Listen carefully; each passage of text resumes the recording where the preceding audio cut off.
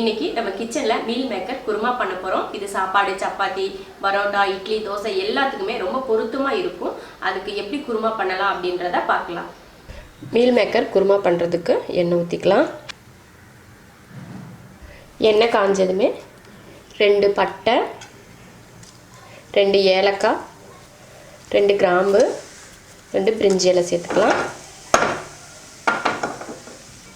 பட்டை கிராம்பு பொரிஞ்சதுமே ஒரு பெரிய வெங்காயத்தை நீல வாக்கில் கட் பண்ணி சேர்த்துக்கலாம். கருவேப்பிலை கொஞ்சம்,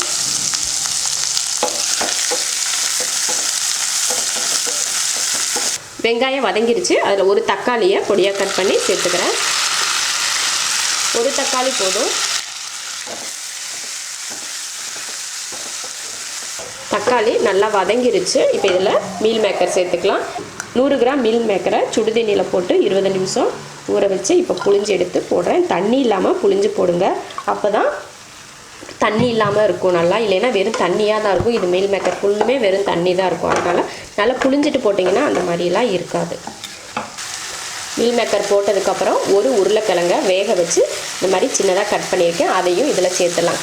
கட் பண்ணி கூட சேர்க்கலாம், இல்லைன்னா இது போல் மசிச்சு கூட சேர்த்துக்கலாம். அப்போ நம்ம கிரேவி நல்லா கெட்டியாக இருக்கும். அப்படின்றதுக்காக தான் உருளைக்கிழங்கு இது கூட நான் சேர்த்துக்கிறேன். உருளைக்கிழங்கு சேர்க்கணும் அப்படிங்கிறது கட்டாயம் கிடையாது, உங்கள் விருப்பம்தான். சேர்க்கணுன்னா சேர்த்துக்கலாம், இல்லைன்னா வேணாம். உங்களுக்கு கிரேவி கெட்டியாக கிடைக்கணும் அப்படின்னு இருந்தால் மட்டும் நீங்கள் உருளைக்கிழங்கு சேர்த்துக்கிட்டால் போதும். இப்போ ஒரு உருளைக்கிழங்கை இதில் சேர்த்துக்கிறேன்.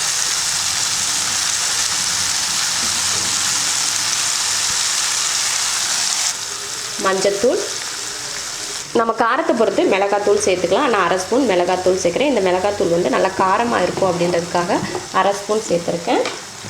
மல்லித்தூள் 1 ஸ்பூன், 1 ஸ்பூன் 1/2 ஸ்பூன் கூட மல்லித்தூள் சேர்த்துக்கலாம். உங்களுக்கு கிரேவியை பொறுத்து சேர்த்துக்கோங்க.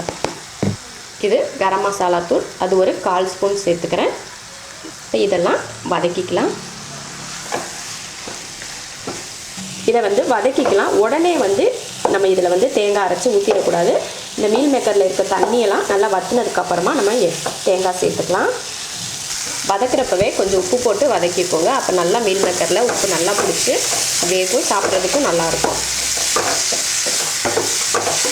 அரைச்சி ஊற்றுறதுக்கு 4 ஸ்பூன் தேங்காய் துருவல் எடுத்திருக்கேன். 1 ஸ்பூன் சோம்பு, இந்த அளவுக்கு சின்ன பட்டை, ஒரு துண்டு இஞ்சி, 6-7 பூண்டு பல் எடுத்திருக்கேன். சின்ன பூண்டு பல்லாக இருக்கிறதுனால ஒரு 7-8 எடுத்திருக்கேன்.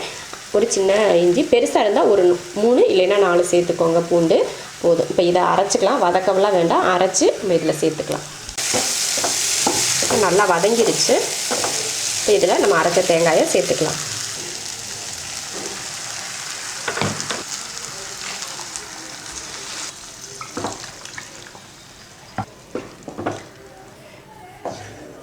அரைச்ச தேங்காயை ஊற்றியாச்சு. தேங்காய் ஊற்றினதுக்கப்புறம் கொஞ்சம் உப்பு சேர்த்துக்கலாம். உப்பு பத்தலை. குருமா உங்களுக்கு கெட்டியாக இருக்கணும் அப்படின்னு நினச்சிங்கன்னா கொஞ்சம் தண்ணி கம்மியாகவே சேர்த்துக்கோங்க. கெட்டியாக இருந்தால் தான் நல்லாயிருக்கும். அவ்வளோதான்.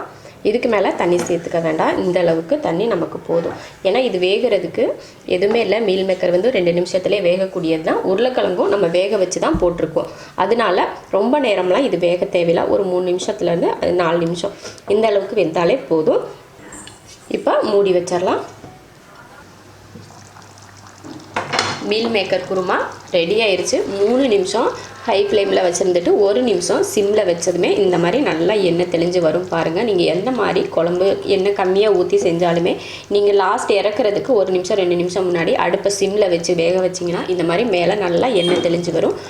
இது சாப்பாடு, சப்பாத்தி, பரோட்டா, இட்லி, தோசை எல்லாத்துக்குமே ரொம்ப அருமையாக இருக்கும் தொட்டு சாப்பிட்டுக்கிறதுக்கு. இதுக்கு மேலே எதுவுமே நம்ம சைடிஷே வச்சுக்க மாட்டோம். அந்தளவுக்கு டேஸ்ட்டாகவும் இருக்கும். இப்போ அடுப்பை ஆஃப் பண்ணிடலாம். இப்போ அடுப்பை ஆஃப் பண்ணியாச்சு. மீல் மேக்கர் குருமா சூப்பராக ரெடி ஆயிடுச்சு. இந்த குருமா உங்களுக்கு பிடிச்சிருந்தா லைக் பண்ணிவிட்டு ஷேர் பண்ணுங்கள். மறக்காமல் நம்ம சேனலை சப்ஸ்கிரைப் பண்ணாதவங்க சப்ஸ்கிரைப் பண்ணிவிட்டு பக்கத்தில் இருக்க பெல் பட்டனை ப்ரெஸ் பண்ணுங்கள். அப்போ தான் நான் போடுற வீடியோவோட நோட்டிஃபிகேஷன் உங்களுக்கு வரும். உடனே என்னோடய வீடியோவை நீங்கள் பார்க்கலாம்.